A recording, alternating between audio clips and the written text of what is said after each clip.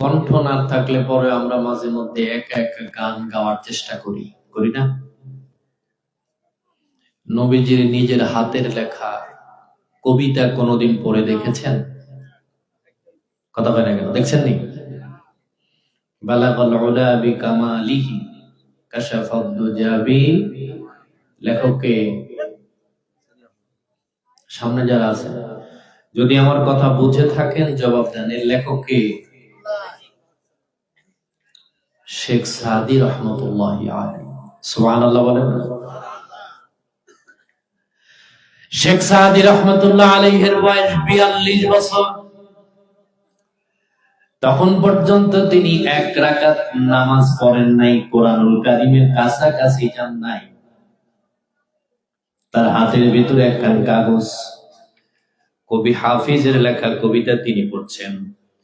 বসনু হাফিজ বতো Guam কে গুলতা জানো me মানত, বসনু হাফিজ বতো Guam কে গুলতা জানো মি মানত, अगर मानत सभी दीगर नमी माना।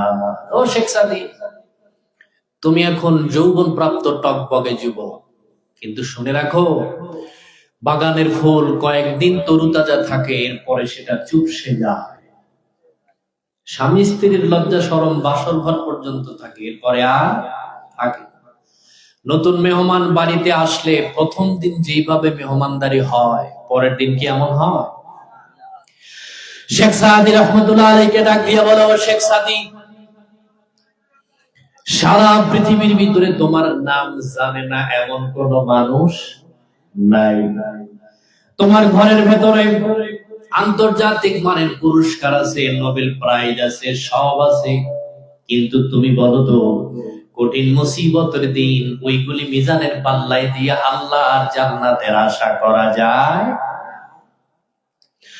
শেখ সাদি রহমতুল্লাহ আলাইহিকে ডাক দিয়ে বলে, শেখ সাদি, তুমি যৌবন প্রাপ্ত যুবক, কিন্তু তোমার জওয়ানি একদিন শেষ হয়ে যাবে।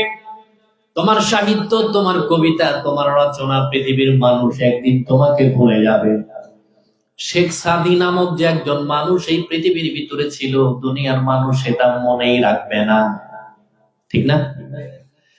তাই তাকে ডাক দিয়ে কয়, তুমি এমন কিছু লিখতে শুরু করে দাও যার বিনিময়ে আমার আল্লাহ কঠিন মুসিবতের দিন মিজানের পাল্লায় দিয়ে আল্লাহ জান্নাতের ব্যবস্থা করে দেয়। সুবহানাল্লাহ।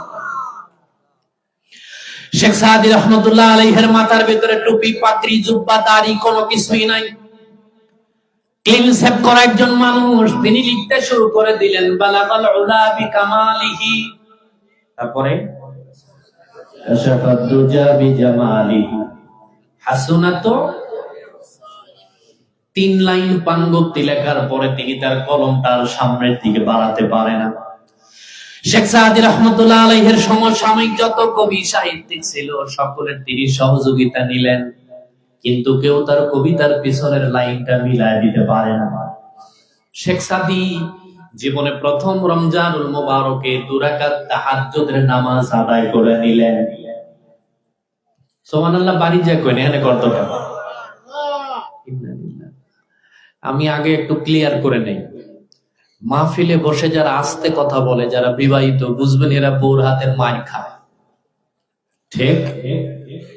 এই দেখছেন এই যে আস্তে কোনো কথা না, ঠিক না? আর যারা অবিবাহিত এরা ধ্বজভঙ্গের রোগী, এই জন্য জোরে কথা বলতে হবে। লিল্লাহি তাকবীর, নারায়ে তাকবীর, নারায়ে রিসালাত। শেখ সাদি রহমতুল্লাহ আলাইহি রাত গভীর হয়ে গেছে, লিখতে শুরু করে দিলেন, তার কলমটা থমকে গেল। তিনি তার হাতের দিকে ইশারা করে ডাক দিয়ে, আমার হাত। যে শেখ সাদি লিখতে বসলে ঘন্টার পর ঘন্টা চলে যেত, তার কলমটা থমকে যেত না। শেখ সাদি আবার ডাক দিয়ে কয়, কি হলো, তুমি লিখতে পারো না? তিনি আবার লিখতে শুরু করে দিলেন। তিনি একটু থমকে গেলেন, অস্তমিত হয়ে গেলেন। রাত গভীর হয়ে গেছে, আবার তিনি লিখতে শুরু করে দিলেন। হঠাৎ করে তিনি নজর করে দেখলেন তন্দ্রাচ্ছন্ন হয়ে গেছে। নজর করে দেখলেন আর ওই ভাঙাচোরা ঘরের ভেতরে পূর্ণিমার চাঁদের চেয়ে একজন নিষ্কলঙ্ক মানুষ ঢুকে গেছে। সুবহানাল্লাহ। শেখ সাদি রহমতুল্লাহ আলাইহিকে ডাক দিয়ে বলে, কি রে শেখ সাদি, কি লিখতে শুরু করে দিলি, আবার কেন থমকে গেলি? বলে, কি আপনি আমার পাশের রুমের দিকে একটু তাকান, লিখেছি কাটা দিয়েছি, লিখেছি কাটা দিয়েছি। আমি এমন একজনের শানে কবিতা লিখতে শুরু করে দিয়েছি, কিন্তু আমার কলম কেন জানি সামনের দিকে বাড়ায় না। শেখ সাদি রহমতুল্লাহ আলাইহিকে ডাক দিয়ে কয়, তাইলে তোমার কবিতার পিছনের লাইন যদি আমি মিলাই দিই, তুমি কি দিবা নাকি? শেখ সাদি কয়, তাইলে তো ভালোই হয়। আগন্তুক তার কবিতার পিছনের লাইন লিখে দিয়ে গেলেন, সাল্লু আলাইহি ওয়া আলি। শেখ সাদি রহমতুল্লাহ আলাইহির ঘরের ভেতর থেকে আগন্তুক বের হয়ে যাবেন। ঠিক এই সময় শেখ সাদি ডাক দিয়ে বলে, কে তুমি, কোন জায়গা থেকে এসেছো? এই পারস্যের বড় বড় সাহিত্যিক কবি যারা আছে, আমার কবিতার পিছনের লাইনটা মিলাতে পারে নাই, তুমি কেমনে পারলে? তোমার পরিচয়টা দাও। আগন্তুক ডাক দিয়ে কয়, শোন, যেই নবীর শানে কবিতা লিখতে শুরু করে দিলি, আমি মদিনার নবী কামলিওয়ালা মুহাম্মাদুর রাসূলুল্লাহ সাল্লাল্লাহু। জীবনে কতবার আমার নবীর উপরে দাঁড়িয়ে সালাম দিলাম, আল্লাহর হাবিবের রওজার পাশে গিয়া বারবার সালাতু সালাম দিলাম, কিন্তু কোনদিন আমার নবীকে নিজের চোখে দেখার সৌভাগ্য হয় না। ও বন্ধু, এই নবীর নিজের হাতের লেখা কবিতা একটু দরদ দিয়া, মহাব্বত দিয়া পড়ার দরকার আছে না নাই? আছে? আমার সাথে করেন, বালাগাল উলা বিকামালিহি হাসনাতু জামিউ খিসালিহি। আল্লাহুম্মা আমিন। ربنا ظلمنا أنفسنا وإن لم تغفر لنا وترحمنا لنكونن من الخاسرين। رب العالمين, আওরাল উত্তরপাড়া জামি মসজিদ কর্তৃক আয়োজিত বিশাল বড় ওয়াজ এবং দোয়ার মাহফিল থেকে তোমার হাবিবের উপরে কয়েকবার দুরূদ ও সালাম পড়েছি মাওলা। মাগরিবের পর থেকে পর্যন্ত যা কিছু আলোচনা করা হয়েছে, ত্রুটি বিচ্ছুতি ক্ষমা করে দিয়ে তোমার দরবারে কবুল আর মঞ্জুর করে নাও। রব্বুল আলামিন, আমি জানি না কার মা যেন কবর থেকে সন্তানের আমিন আমিন আওয়াজ শুনে, কার বাবা যেন কবর থেকে সন্তানের দিকে চাতক পাখির মতো তাকান। ও আমার সন্তান, কেন দোকানপাটে ঘুরিস, কেন রাস্তায় রাস্তায় ঘুরিস? একবার যা, একটু বসে আমার জন্য দোয়া কর, রব্বির হামহুমা কামা রাব্বায়ানি সগীরা। রব্বুল আলামিন, আমাদের ভেতর থেকে আমাদের আব্বা আম্মা যাদের কবরস্থ হয়ে গেল, মেহেরবানি করে আমাদের মা বাবার কবরগুলা তুমি জান্নাতের বাগান বানায়া দাও। या रब, बता हमको तेरी राह किस तरफ है, तेरी राह पर चला हमको खुदाया। तकब्बल मिन्ना इन्नका अंतस समीउल अलीम व तुब अलैना इन्नका अंतत तव्वाबुर रहीम। सुब्हान रब्बिका रब्बिल इज्जति अम्मा यसिफून व सलामुन अलल मुरसलीन वल्हम्दुलिल्लाहि रब्बिल आलामीन। আওরাল উত্তরপাড়া জামে মসজিদের উদ্যোগে আজকের ঐতিহ্যবাহী ওয়াজ এবং দোয়ার মাহফিলের মুআজ্জাজ মুকাররম সম্মানিত সভাপতি সাহেব পীরে কামিল মুর্শিদে বারহাক শিরোতাজ শাহ সুফি আলহাজ হযরত মাওলানা আয়াজ আহমদ জুবাইরি সিদ্দিকী আল কুরাইশি পীর সাহেব জনপুরি, আল্লাহ তার হায়াতে বরকত দান করুন, বলি আমিন।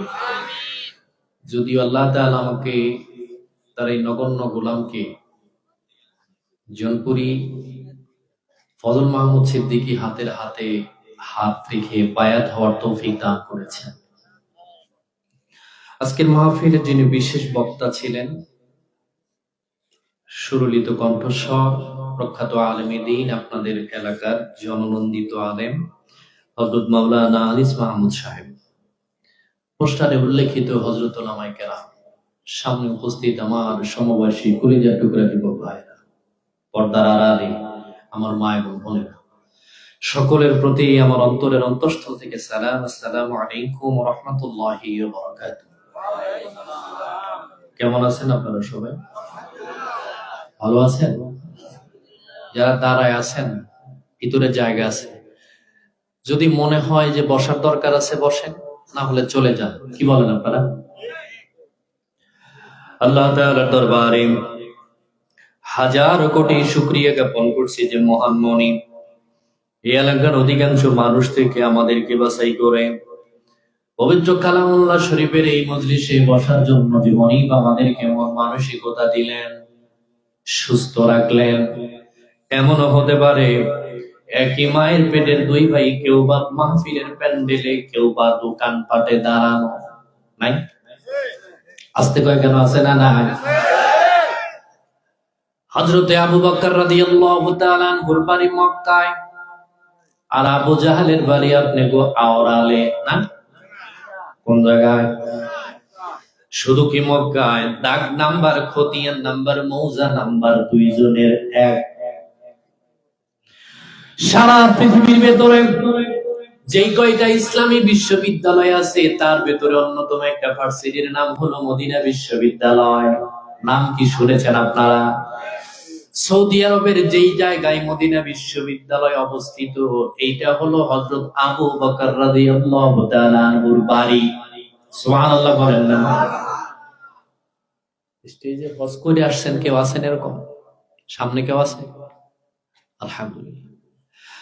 আর যারা বাইতুল্লাহ জিয়ারত করার জন্য যায়, কাবা জিয়ারত করার পরে মাকাম ইব্রাহিমের পাশ দিয়ে সাফা মারওয়া সাই করতে হয়।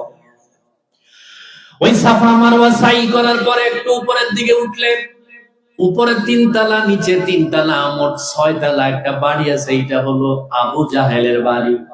আল্লাহ রাব্বুল আলামিন সারা পৃথিবীর সমস্ত হাজী সাহেবদের জন্য আবু জাহেলের 6 তলা বাড়িটা আন্তর্জাতিক টয়লেট বানিয়ে দিয়েছেন। বলি নাউজুবিল্লাহ। কাকা ঠিক আছে? ওটা টয়লেট না?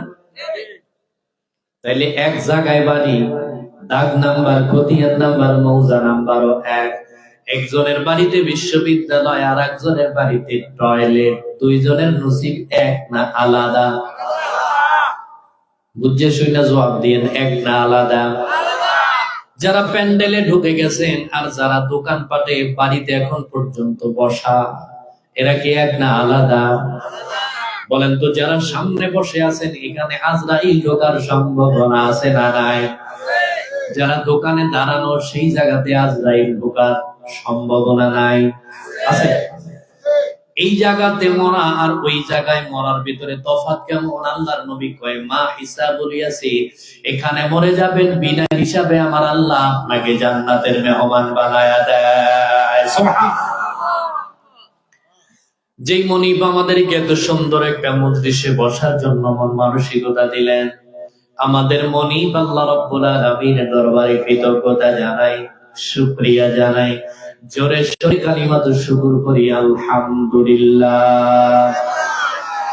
লক্ষ্য করে দরুদ সালাম সাইয়্যিদুল মুরসালিন, ইমামুনা, কুদওয়াতুনা, হাবিবুনা মুহাম্মাদুর রাসূলুল্লাহ। একসাথে বলি সাল্লাল্লাহু আলাইহি ওয়াসাল্লামের উপর, সাহাবায়ে কেরাম ও শুহাদা ইযমের আলা ইল্লিয়িন আল্লাহ তাআলার দরবারে কামনা করছি, বলি আমিন। সম্মানিত হাজিরিন, আমাকে বিষয়বস্তু দেয়া হয়েছে জাহান্নামের ভয়াবহতা, মৃত্যু থেকে জাহান্নামের ভয়াবহতা। তারই ধারাবাহিকতায় আমি আপনাদের সামনে পবিত্র কোরআন মাজিদ থেকে সূরা আলে ইমরানের 133 এবং 34 নম্বর আয়াতে কারিমা তেলাওয়াত করেছি। নবী আলাইহিস সালাতু ওয়াস সালামের মুখরসৃত পবিত্র বুখারী শরীফে উদ্ধৃত একখানা হাদিসে নববী আমি আপনাদের সামনে উপস্থাপন করেছি। আল্লাহ পাক রব্বুল আলামিন তৌফিক দান করলে এখান থেকে কিছু কথা বলার চেষ্টা করব। আমা তাওফীকি ইল্লা বিল্লাহ। আল্লাহ রাব্বুল আলামিন বলেন, ওয়াসারিউ ইলা মাগফিরাতিন মির রাব্বিকুম ওয়া জান্নাহ। ও দুনিয়ার মানুষ, তোমরা সবাই প্রতিযোগিতা করে আল্লাহর ক্ষমা এবং আল্লাহর জান্নাতের দিকে দৌড়াও। আরদুহাস সামাওয়াতু ওয়াল আরদ, কেননা এই জান্নাতের পরিধি হলো আসমান এবং জমিনের সমান। উইদ্দাত লিল মুত্তাকিন, আল্লাহ মুত্তাকিদের জন্যই জান্নাত বানায়া বরাদ্দ করে রেখেছেন। মুত্তাকিদের কিছু গুণাবলী আছে, সে গুণগুলো আল্লাহ পরের আয়াতে বলে, আল্লাযীনা ইউনফিকুনা ফিস সাররা'i ওয়াদ দাররা, যারা সচ্ছল এবং অসচ্ছল অবস্থায় আল্লাহর রাস্তায় খরচ করে, ওয়াল কাযিমিনাল গায়জ, যারা নিজের রাগকে নিজে হজম করে নেয়, ওয়াল আফিনা আনিন নাস, যারা মানুষের ভুলগুলোকে ক্ষমা করে দেয়, তারা হলো মুহসিন। আর আমার আল্লাহ ডাক দিয়ে কই, আল্লাহু ইউহিব্বুল মুহসিনিন, আল্লাহ মুহসিনদেরকে ভালোবাসতে শুরু করে দেয়। বলি সুবহানাল্লাহ। আল্লাহ রাব্বুল আলামিনের হাবিবের সাহাবী হযরতে আব্দুল্লাহ ইবনে আব্বাস রাদিয়াল্লাহু তাআলা আনহু রাইসুল মুফাসসিরিনের ভিতরে অন্যতম। আল্লাহর নবী যার ব্যাপারে দোয়া করেছিলেন, আল্লাহুম্মা ফাকিহু ফিদ্দীন ওয়া আল্লিমহু তা'ওয়িল, ও আমার মালিক, আমার আব্দুল্লাহর কলিজাকে কোরআন সুন্নাহর জ্ঞান দ্বারা তুমি পরিপূর্ণ করে দাও। সুবহানাল্লাহ বলেন না? তিনি বলছেন, ইয়া রাসূলুল্লাহ, আল্লাহ রাব্বুল আলামিন কোরআনুল কারীমের এই শব্দ দুইটা আকপিস করতে পারতেন। আল্লাহ তাআলা আগে জান্নাতের কথা আনতে পারতেন, তিনি পরে ক্ষমার কথা আনতে পারতেন, কিন্তু তিনি কি কারণে আগে ক্ষমার কথা আনলেন? আল্লাহ রাব্বুল আলামিনের হাবিব ডাক দিয়া বলে, আব্দুল্লাহ, আল্লাহ রাব্বুল আলামিন এই আয়াতের ভেতরে বান্দাকে তার গুনাহ মাফ করার জন্য ডাক দিয়েছেন। আর আল্লাহর হাবিব ডাক দিয়ে কয়, ইযা আতানি মাশিয়ান আতাইতুহু হারওয়ালাতান, পৃথিবীর কোন বান্দা আল্লাহর ডাকে সাড়া দিয়া হাঁটি হাঁটি পা পা করে কোরআনের মজলিসে যখন আগায়, আমার আল্লাহ ডাক দিয়ে কয়, আমি আমার ওই বান্দাকে মাফ করে দেওয়ার জন্য দৌড়াইতে শুরু করে দেই। সুবহানাল্লাহ। আমার কথা মনে হয় বুঝতেছেন না নাকি? কথা বোঝা যায়? যারা বসেছেন, আল্লাহ আমাদেরকে ক্ষমার কথা আগে বললেন কেন? আল্লাহ রাব্বুল আলামিনের হাবিব বলে, আমার উম্মতেরা তোমরা শোনো, এই পৃথিবীর ভিতরে কিয়ামত পর্যন্ত আমার উম্মতেরা যদি 100 বছর হায়াত পায়, ওই ব্যক্তি যদি প্রতি বছর 50 বার একটানা প্রতি বছর হজ করে আসে, তাহাজ্জুদের নামাজ পড়ে, কোরআন তেলাওয়াত করে, কিন্তু ওই ব্যক্তি মারা যাওয়ার সময় যদি আমার আল্লাহর পক্ষ থেকে ক্ষমা নিয়ে মরতে না পারে, আল্লাহর নবী ডাক দিয়ে কয়, জান্নাতে যাবে ঠিকই, তবে জাহান্নাম খাটার পরে। ঠিকই না? জোরে কও। তাই আল্লাহ রাব্বুল আলামিন ডাক দিয়ে বলে, বান্দারে, আমি তোমাকে ক্ষমার ঘোষণা দিয়েছি, ক্ষমার জন্য তোমাকে ডাক দিয়েছি। আল্লাহ তাআলা যেহেতু আমাদেরকে ক্ষমার জন্য ডাক দিয়েছেন, আর আমরা গুনাহগার হিসেবে তার ডাকে সাড়া দিয়েছি, ঠিক না? কথা হয় কেন? ঠিক কি না? জোরে কও। আল্লাহ রাব্বুল আলামিন তিনি ডাক দিয়ে কয়, বান্দারে, তোর গুনাহ যদি পাহাড় পরিমাণ উঁচু হয়, আমার ক্ষমা আসমান পর্যন্ত উঁচু। আর তোর গুনাহ যদি আসমান পর্যন্ত উঁচু হয়, আমার আল্লাহ ডাক দিয়ে কয়, আমার ক্ষমা আরশে আজিম পর্যন্ত উঁচু। সুবহানাল্লাহ। আল্লাহ তাআলা আমাদেরকে মাফ করতে পারে, এই আত্মবিশ্বাস আমাদের আছে? এই ছেলে, কি খাও? আমি তো তোমার মেহমান নাকি? আমার থুয়ে কেউ খায়? যারা বাদাম নিয়ে আসছেন, দয়া করে আপনারা নিজে নিজে চেপে বসেন। আর এখানে কোরআন শরীফ আছে, একটু পাটা সাবধানে দিবেন। এই চেয়ারটা খালি রাখছেন, একজন বসেন। আপনার ইমাম সাহেব না? আপনি বসেন। বসেন না কেন? নামাই দেন না, একজন বসেন। বলেন তো, যারা বসে আছেন, আমাদের দ্বারা কোনো না কোনো গুনাহ হয় কি হয় না? জোরে বলতে হবে, হয় কি হয়? এই প্যান্ডেলের ভেতরে অনেক যুবক হয়তো বা বসে তার গার্লফ্রেন্ডের সাথে চ্যাটিং করছে, কেউ বা দোকানের পাশে দাঁড়ায় তার গার্লফ্রেন্ডের সাথে কথা বলছে। আপনি কথা বলার পরে চ্যাটিং লিস্টটা ডিলিট করে দিলেন, কিন্তু আমার আল্লাহ কি কয় শুনে রাখেন। আল্লাহ রাব্বুল আলামিন ডাক দিয়ে বলে, ওয়া কুল্লু ইনসানিন আলজামনাহু তায়রাহু ফি উনুকিহি ওয়া নুখরিজু লাহু ইয়াওমাল কিয়ামাহ। আল্লাহ তাআলা ডাক দিয়ে কয়, শোন, তুমি এই জায়গাতে বসার পরে তোমার মনের ভিতরে কি হয়, আমি ওই কথাগুলি রেকর্ড করার জন্য তোমার গলার ভিতরে তোমার কথা রেকর্ড করার জন্য একটা মেমোরি কার্ড ঝুলায় দিয়েছি প্রত্যেক মানুষের গলায়। সুবহানাল্লাহ বলেন না? সামান্য তোমার পাতের তৈরি মেমোরি কার্ড দিয়ে মানুষ যদি 1000 ঘন্টা রেকর্ড করতে পারে, ওই বুদ্ধি দিয়া, ওই প্রেম দিয়া মানুষ যদি হাজার হাজার ঘন্টা রেকর্ড করার ক্ষমতা থাকতে পারে, এই বিবেক আর বুদ্ধি দিলেন কে? কথা বলেন নাকি?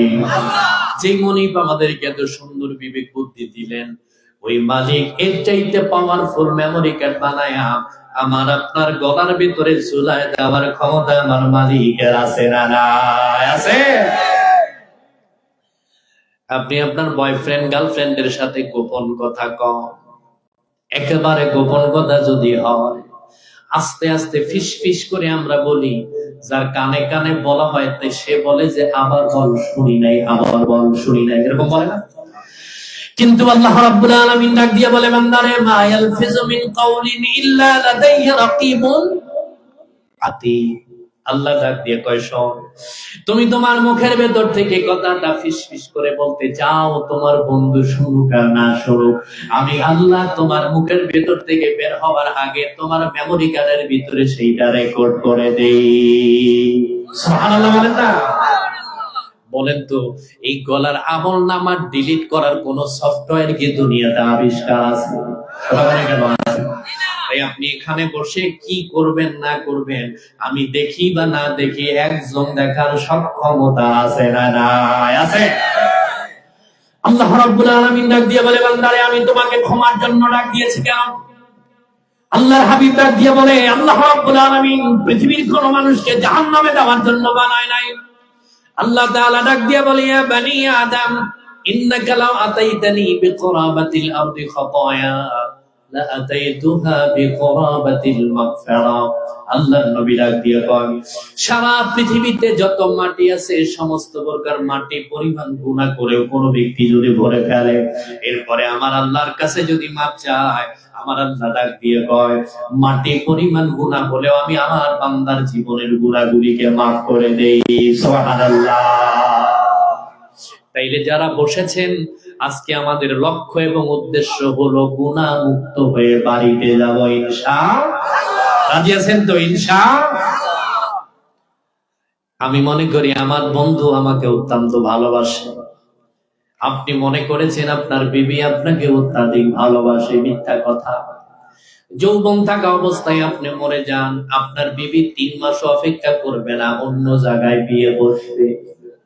কথা বলে কেন? ঠিক কিনা জোরে বলেন।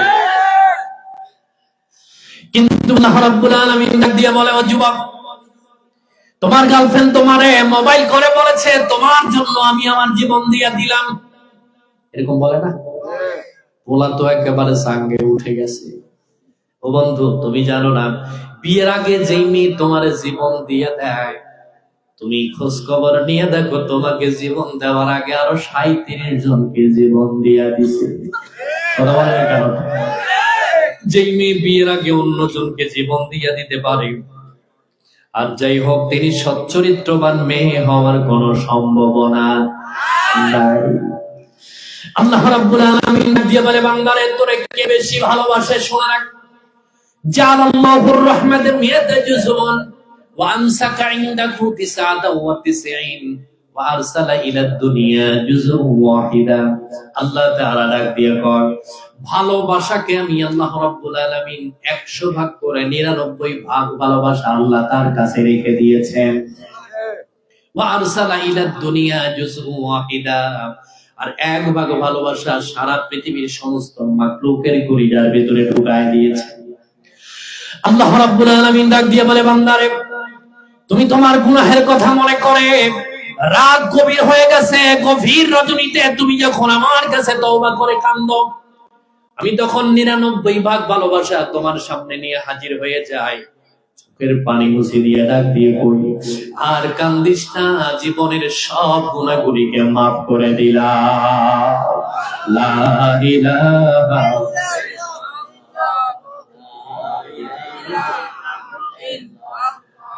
মুহাম্মাদ লা ইলাহা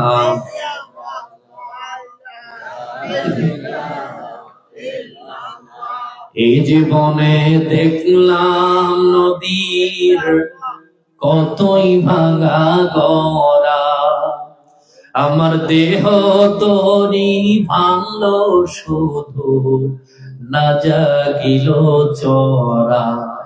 ঠিক না? নদীর এপার ভাঙলে ওই পার গড়ে, ওপার ভাঙলে এপার গড়ে। এই নিজের জীবন নদী যদি একবার ভাঙে, নতুন করে আর গড়ার সম্ভাবনা। अपनी रब को जवानी में बोला है तू और ताकते के बोते पे बोला है तू सब जबानी डलेगी तू पछताएगा फिर यूं रोने रुलाने से क्या फायदा। আল্লামা ইকবাল রাহমাতুল্লাহি আলাইহি বলছেন, তোমার এই যৌবন কালের আল্লাহ ডাক আর বৃদ্ধ কালের আল্লাহ ডাকের ভিতরে তফাৎ আছে না নাই? তোমার এই জওয়ানি যদি শেষ হয়ে যায়, বার্ধক্য আসার পরে যদি কিয়ামত পর্যন্ত হায়াত পাও, নতুন করে কাঁদলে যৌবনের আল্লাহ ডাক দেওয়ার সুযোগ আর কখনো সম্ভব না। একদিন শুল পাকিবে দন্ত পরিবে, এ জওয়ানে পড়ে যাবে ভাটি, ক্রমে ক্রমে খুলিয়া পরিবে তোমার এ রঙ্গিলা দালানের মাটি রে বন্ধু, কারাশায় বানাইলা ঘর বাড়ি, কারাশায় বানাইলা ঘর বাড়ি রে বন্ধু, কারাশায় বানাইলা ঘর বাড়ি।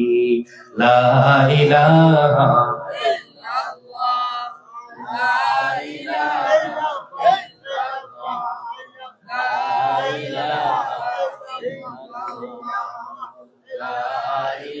লা ইলাহা ইল্লাল্লাহু মুহাম্মাদুর রাসূলুল্লাহ।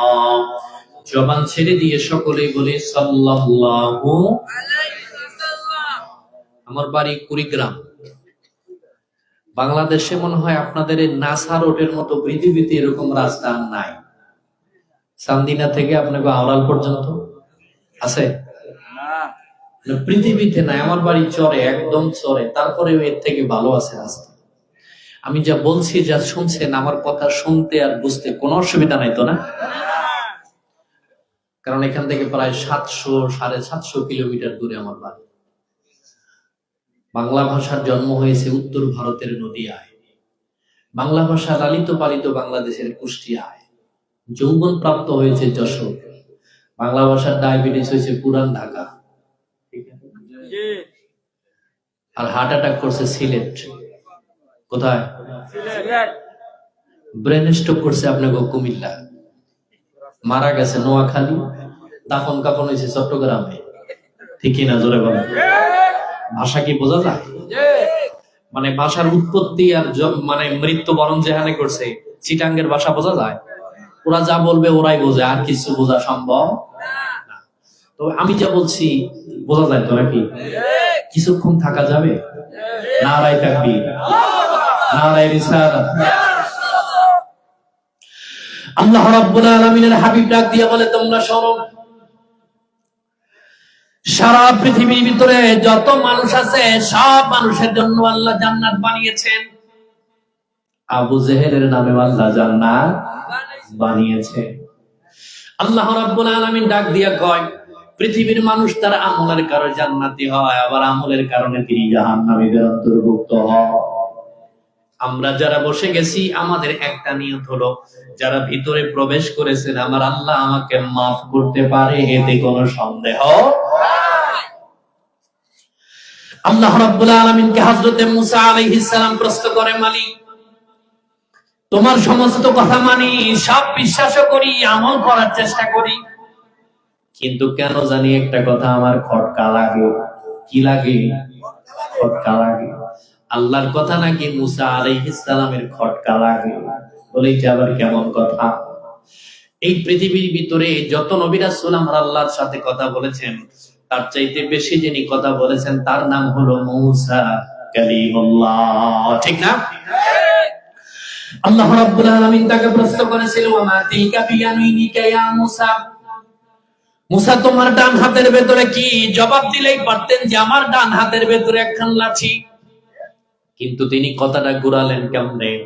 ক্বালা হিয়া আসায়া তাওয়াক্কাউ আলাইহা ওয়া আশু বিহা আলা গনামি ওয়া লিয়া ফিহা মাআরিবু উখরা ও আমার মালিক, আমার হাতের ভিতরে একখান লাঠি, এই লাঠি দ্বারা গাছের থেকে পাতা পেরে আমি আমার ছাগলদেরকে খাওয়াই।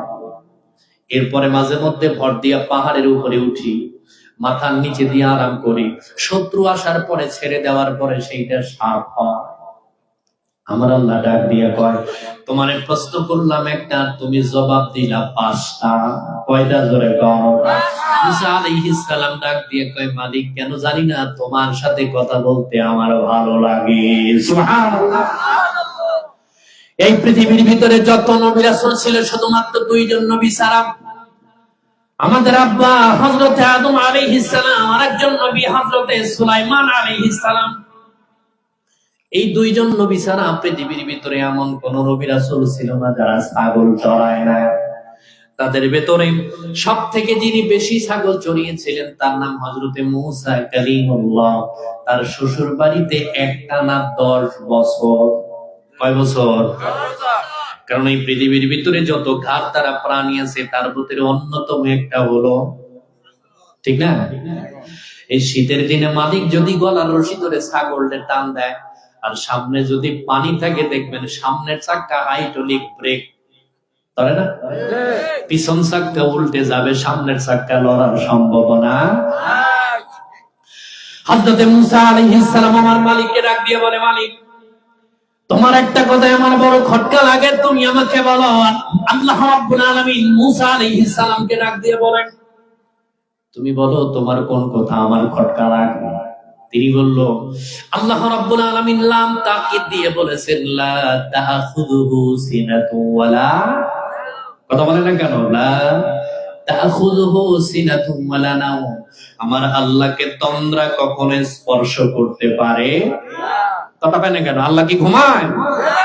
আল হাইয়ু আল কাইয়ুম, চিরস্থায়ী চিরঞ্জীব। আল্লাহ বলছেন আমওয়াতুন গায়রু আহইয়া, এই পৃথিবীর ভিতরে যত খোদা আছে আল্লাহ ছাড়া সব মরা। কথা মানে কেন? ঠিক কিনা? জোরে কর। হিন্দুদের ভগবানের হাত আছে কয়টা? কাকা বসেন। কয়টা? কিছু কিছু হিন্দুদের ভগবানের দেখবেন 10টা হাত আছে, হাতের ভিতরে ছুরি, টাকার চাইনিজ কুড়াল বললাম নাই, আছে না নাই? আবার তাদের এমন এমন ভগবান আছে গোটা বডির কোন জায়গাতে কাপড় নাই, একেবারে ল্যাংটা নাই। ভগবান যদি ল্যাংটা হয় তার বান্দার অবস্থা কেমন ইন্ডিয়ার মোদি চাচারে দেখলেই বোঝা যায়, ঠিক না? আমি আপনাদেরকে ডাক দিয়ে বলেন তো, হিন্দুরা যাদেরকে ভগবান মনে করে তাদের সামনে যদি কুত্তা পেশাব করে দিয়ে দেয়, কুকুর কেটানোর যোগ্যতা ভগবানের আছে? আসতে কয় কেন? আসেনি। যেই ভগবানের কুত্তা কাটানোর যোগ্যতা নাই, ওই ভগবানের পূজা অর্চনা মুসলমানের সন্তান করতে পারে না, ঠিক না? কিন্তু আমরা বিগত সরকারের আমলে দেখেছি আমাদের ওবাইদুল কাকু ভগবানের কাছে সাহায্য চায়, আছে না নাই? দুধের বান্দা কালেমা চোর, না পায় শ্মশান না পায় গোর, ঠিক কিনা? জোরে বলেন। আল্লাহ রাব্বুল আলামিনের হাবিব বাইতুল্লাহর চত্বরে দাঁড়ানো, আবু জাহেল লাত মূর্তির সামনে খাবার দিয়ে এসেছে। বলেন তো ভগবানকে খাবার দিলে সে কি খায়? খায় না। তাহলে খাবার দেয় কেন? খাবার দেওয়ার পরে যা দেবী সর্বভূতে শান্তি রূপে অং নমস্তস্যৈ নমো নমঃ আল্লাহং জ্যেষ্ঠং শ্রেষ্ঠং পরমং পূর্ণং ব্রাহ্মণ আল্লাহ রাসূল মুহাম্মদ রকম বরশ আদাল্লাহু কামে বাকুম আল্লাহু কানেকেতম, এত স্মেন্দিন তর বিশ্বাজাতে সম্মানিত মুহাম্মাদি থেকে এত শিষ্য শাখা সম্মানিত। পিছন ফিরে তাকায় দেখে আল্লাহর নবী বাইতুল্লাহর গেইটে দাঁড়ানো। সুবহানাল্লাহ। আল্লাহ রাব্বুল আলামিনের হাবিবকে ডাক দিয়ে বলে, গো মুহাম্মদ, আমরা 33 কোটি দেবতার পূজা করি, তুমি কেবলমাত্র এক খোদার পূজা করো। কয় কোটি? 33 কোটি। একজন হিন্দু ব্রাহ্মণকে চিৎ করে পেটে পাড়া দিয়ে বলবেন 300 দেবতার নাম ও ধুতি খুলে ইন্ডিয়াতে দৌড় দিবে। কথা মানে কেন? ঠিক কিনা? জোরে কও। আল্লাহর নবী ডাক দিয়ে কয়, চাচা কি বলতে চান বলেন। তিনি বলল, শোনো, আমি তোমাকে বলি, আমাদের ভগবানের সামনে একটু মাথাটা নোয়াও। কঠিন মুসিবতের দিন যদি তোমার আল্লাহ মরে যায়, আমার 33 কোটি দেবতার একজন না একজন তোমাকে বাঁচাবে। নাউজুবিল্লাহ। আল্লাহর নবী বলে দিলেন লাকুম দীনুকুম, তার মানে ধর্ম যার যার, উৎসব সবার না।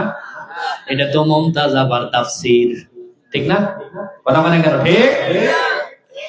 আল্লাহ রাব্বুল আলামিনের হাবিব ডাক দিয়া বলে চাচা তোমার ধর্ম তোমার কাছে, আমার ধর্ম আমার কাছে।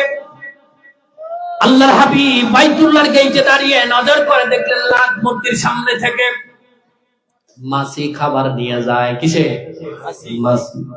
খাবার নিয়ে যাওয়ার সময় তার কপাল বরাবর লাথি দেয়, কাঁধে লাথি মারে, হাতে যে তরবারি আছে তরবারির আগায় লাথি দিয়ে একটা ভং করে আওয়াজ করে না? আল হায়াতু হায়াওয়ান। আব্দুল্লাহ ইবনে আব্বাস রাদিয়াল্লাহু তাআলা আনহু থেকে হাদিস বর্ণিত, তিনি কয় আল্লাহ রাব্বুল আলামিনের হাবিব ডাক দিয়ে বলেন ওগো মালিক, বাইতুল্লাহর চত্বরের ভেতরে আমি দাঁড়ানো, গেটের ভেতরে ঢোকার পরে লাত মূর্তির সামনে থেকে মাছি খাবার নিয়ে যায়। যাবার সময় কেমন জানি একটা আওয়াজ করে, কিন্তু তিনি কি বলে আমি তো বুঝতে পারি না, তুমি আমাকে বুঝায় দাও। আল্লাহ রাব্বুল আলামিন তার নবীকে ডাক দিয়া বলে ওগো নবী, তুমি শুনে রাখো, মাছি ভগবানের সামনে থেকে খাবার নিয়ে যাওয়ার সময় কপাল বরাবর লাথি দিয়া ডাক দিয়া কয় শোন, তোর তো 10টা হাত আছে, আমি সামান্য মাছি তোর সামনে থেকে খাবার নিয়ে গেলাম, সাহস থাকলে আমার একটু আটকা। একটু সামনের দিকে আপনারা আসেন তো। লা ইলাহা, আসেন আসেন, সামনে যাবেন দয়া করে একটু। আল্লাহ বলছেন ফাফসাহু ইয়াফসাহিল্লাহু লাকুম, আপনি এখানে জায়গা করে দেবেন, আল্লাহ আপনাকে জান্নাতে জায়গা করে দেবে, কোরআনের আয়াত। আসেন সামনে আসেন। লা ইলাহা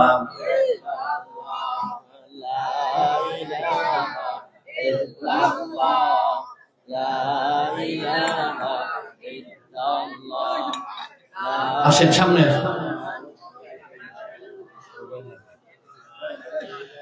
লা ইলাহা ইল্লাল্লাহু মুহাম্মাদুর রাসূলুল্লাহ।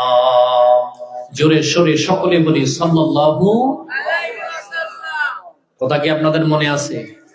মাছি খেদানোর যোগ্যতা কি ভগবানের আছে? আছে? যেই ভগবানের মাছি খেদানোর যোগ্যতা নাই, এরকম ভগবানের পূজা অর্চনা মুসলমানের সন্তান করতে পারে না। আল্লাহ রাব্বুল আলামিনকে হযরত মুসা আলাইহিস সালাম জিজ্ঞেস করলো, মালিক তুমি আমাকে বলো, বনি ইসরাইলের 70,000 নবীর ভিতরে সর্বশ্রেষ্ঠ নবীর নাম মুসা কালিমুল্লাহ। মুসা আলাইহিস সালাম ঘুমায়, মাখলুক পৃথিবীর সমস্ত ঘুমায়, কিন্তু আল্লাহকে ডাক দিয়ে বলল, মালিক তুমি কেন ঘুমাও না? কি কারণে ঘুমাও না? কার জন্য ঘুমাও না? তুমি আমাকে বলো।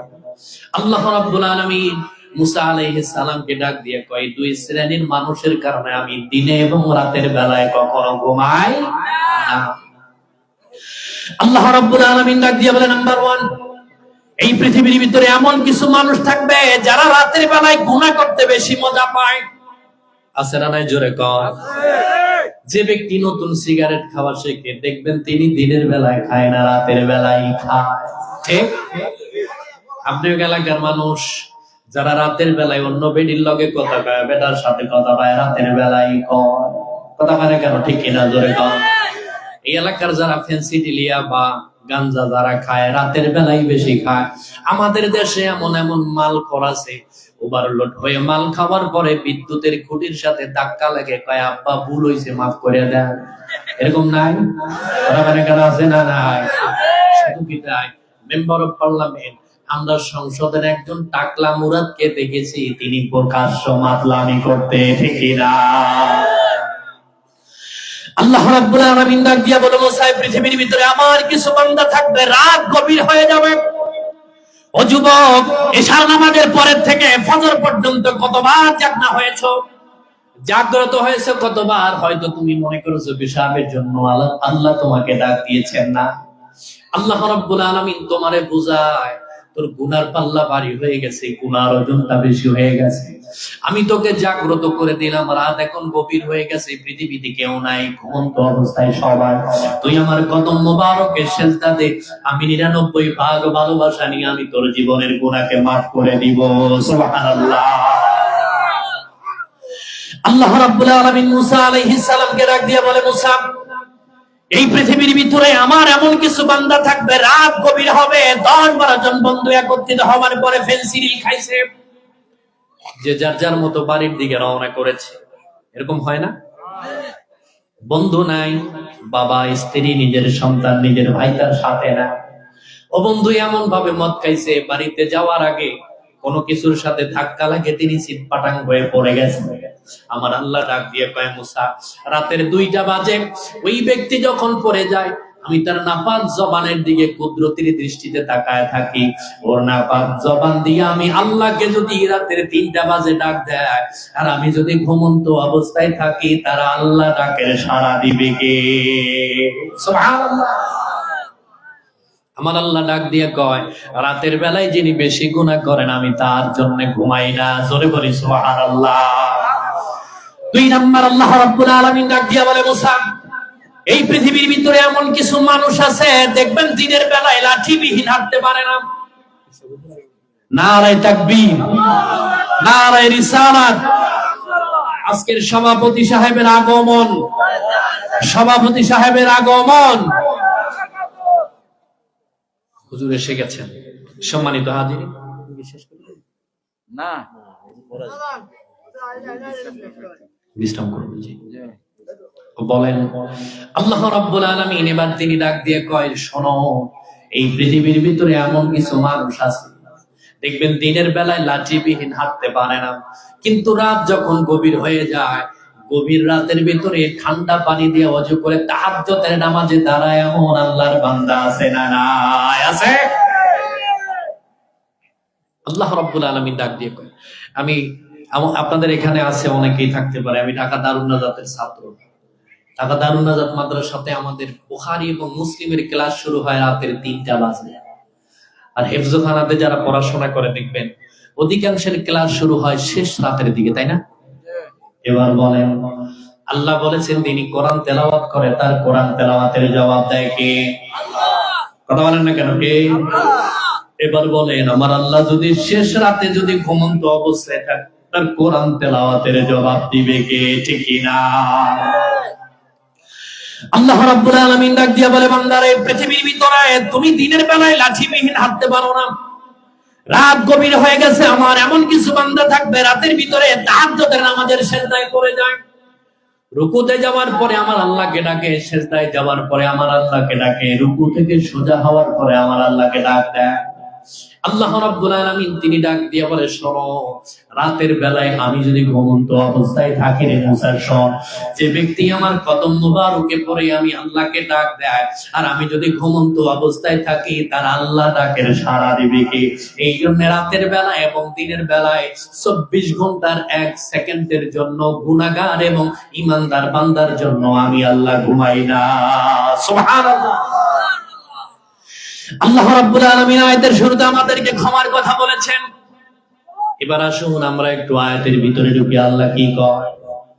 এই পৃথিবীর ভিতরে, আপনি এই গ্রামের ভিতরে এমন কিছু মানুষ আছে দেখবেন এক পাশে গরু থাকে এক রুমের ভিতরে, আর এক পাশে মানুষ থাকে। এরকম গরিব মানুষ আছে না নাই? আছে। ও বন্ধু, গরুর পেশাবের গন্ধে রাতের বেলায় ঠিক মতো ঘুমাতে পারে না, কিন্তু আমার আল্লাহ ডাক দিয়ে কয়, ওই ব্যক্তি যদি মরে যাওয়ার আগে আল্লাহর পক্ষ থেকে ক্ষমা নিয়ে মরতে শুরু করে দেয়, আল্লাহর নবী ডাক দিয়ে কয়, ওই বাড়ির ভিতরে আজরাইল আলাইহিস সালাম জান্নাতের 500 ফেরেশতা নিয়ে হাজির হয়ে যায়। সুবহানাল্লাহ। বাবা মরে যাওয়ার সময় একবার ডানে আর একবার বামে, সামনে উপরে বড় বড় করে চোখ করে তাকায় না? এমন কিছু গরিব বাবা আছে, প্রচন্ড শীতের ভিতরে বিদেশি কম্বল শুধু নাম শুনেছে, কোনোদিন ব্যবহার করে নাই। এরকম আব্বা নাই? চামড়ার জুতা, কাপড়ের জুতা কারে ঘরে জীবনে কোনোদিন পায়ে দেয় নাই। এরকম আব্বা আছে না নাই? আল্লাহর হাবিব ডাক দিয়া বলে, ওই ব্যক্তি যদি ইমানদার হয়, আল্লাহর কাছ থেকে যদি ক্ষমা নিয়ে মরতে যায়, তার অবস্থা কেমন হবে? আল্লাযীনা তাতাওয়াফাহুমুল মালাইকাতু তাইয়্যিবিনা ইয়াকুলুনা সালামুন আলাইকুম উদখুলুল জান্নাহ। আল্লাহর নবী ডাক দিয়ে কয়, ওই ব্যক্তি মরে যাওয়ার সময় তাকে ইস্তেকবাল জানানোর জন্য জান্নাতের 500 রহমতের ফেরেশতা তার বাড়িতে হাজির হয়ে যায়। আর কোরআনের হাদিসের ভাষায় রাসূলুল্লাহ ডাক দিয়ে কয়, নাযালা ইলাইহি মালাইকাতুম মিনাস সামাই বিজুল ওযু কাআন্না ওযুহাহুম আশ-শামসুন হাত্তা ইয়াদরিসা মিনহুম আদ-দাল বাসার। আল্লাহর নবী ডাক দিয়ে কয়, তোমার বাবার ঘরের ভিতরে এমন এমন ফেরেশতা আবির্ভাব হয় যাদের চেহারা আকাশের সূর্যের চাইতে উজ্জ্বল। হাত্তা ইয়াদরিসা মিনহুম আদ-দাল বাসার, তোমার বাবার চোখ যায় যত দূর, রহমতের ফেরেশতা দেখতে পায় তত দূর। সুবহানাল্লাহ। এরকম মরণ আমরা চাই কি চাই না? আল্লাহর হাবিব ডাক দিয়ে বলে, তোমরা শোনো, তুমি যদি আল্লাহর পক্ষ থেকে ক্ষমা নিয়ে মরতে শুরু করে দাও, আজরাইল আলাইহিস সালাম তোমার বাড়ির ভিতরে আগে আসে, আসার পরে মায়ুজাবিলা দারাসাতিহি, আজরাইল মুমূর্ষু ব্যক্তির মাথা তার উরুর উপরে নেয়, মাথার উপরে হাত বোলায়, ডাক দিয়ে কয়, সালামুন কাওলাম মির রাব্বির রহিম, আল্লাহর পক্ষ থেকে তোমাকে সালাম দিয়ে দিলাম। সুবহানাল্লাহ। আল্লাহ রাব্বুল আলামিন এবার জিবরাইল আলাইহিস সালামকে কি বলে শোনেন। ও জিবরাইল, আমার বান্দা তার বাড়ির ভেতরে গরুর পেশাবের কারণে রাতের বেলায় ঠিকমতো ঘুমাতে পারে নাই। গরুর পেশাবের গন্ধ তার বাড়িতে অন্য ডেকোরেশনের কোনো ব্যবস্থা নাই, বিদেশি কম্বলের কোনো ব্যবস্থা নাই। তুই শুনে রাখ, আমার বান্দার ভেতর, বাড়ির ভেতরে আজরাইল আলাইহিস সালাম চলে গেছে তার রূহটা কবজ করার জন্য। তুই এবার যা। মাহুম আকফানুম মিন আকফানিল জান্নাহ ওয়া হুনুতুম মিন হুনুতিল জান্নাহ। জিবরাইল যারে যা, আমার বান্দা আমার কাছ থেকে ক্ষমা নিয়ে মরতে শুরু করে দিয়েছে, তার রূহটাকে রিসিভ করার জন্য জান্নাতের আতর আর জান্নাতের কাপড় মার্কেট করে নিয়ে আমার বান্দার বাড়ির ভিতরে হাজির হয়ে যা। সুবহানাল্লাহ। আপনাদেরকে আমি একটা প্রশ্ন করি, আমার প্রশ্নের জবাব দেন। দেখবেন মরে যাবার সময় কিছু মানুষের চেহারা অত্যাধিক কালো, মরার পরে চেহারা ভালো হয়। বুঝতে হয় না? মৃত্যুকে গোসল করাইছেন কোনদিন? মাইয়েতকে গোসল করার কেউ কি আছেন এখানে? আলহামদুলিল্লাহ। আবার এমন কিছু মানুষ আছে মরে যাওয়ার আগে চেহারা ভালো, মরার ফলে কালো হয়। কি কারণে হয় একটু চিন্তা করার দরকার আছে না নাই? আছে। আল্লাহ রাব্বুল আলামিন ডাক দিয়ে বলেন, সন্তান, তোমার বাবা দুনিয়া থেকে বিদায় হয়ে যাওয়ার সময় হয়ে গেছে। আপন সন্তান বাবাকে বারবার বাবা বলে ডাকে, নিজের স্ত্রী তার কাছে কান্নাকাটি করে, কিন্তু একবারের জন্য বাবা সন্তানের দিকে তাকায় না। আল্লাহ রাব্বুল আলামিনের হাবিব ডাক দিয়ে কয়, যেই ব্যক্তি ঈমান নিয়ে আল্লাহর পক্ষ থেকে ক্ষমা নিয়ে মরতে শুরু করে দেয়, জান্নাতের আতর জিবরাইল আলাইহিস সালাম মার্কেট করে তোমার বাবার গোটা বডির ভিতরে, তোমার বাবার বাড়ির চতুর্পাশে ছিটায়া দেয়। সুবহানাল্লাহ।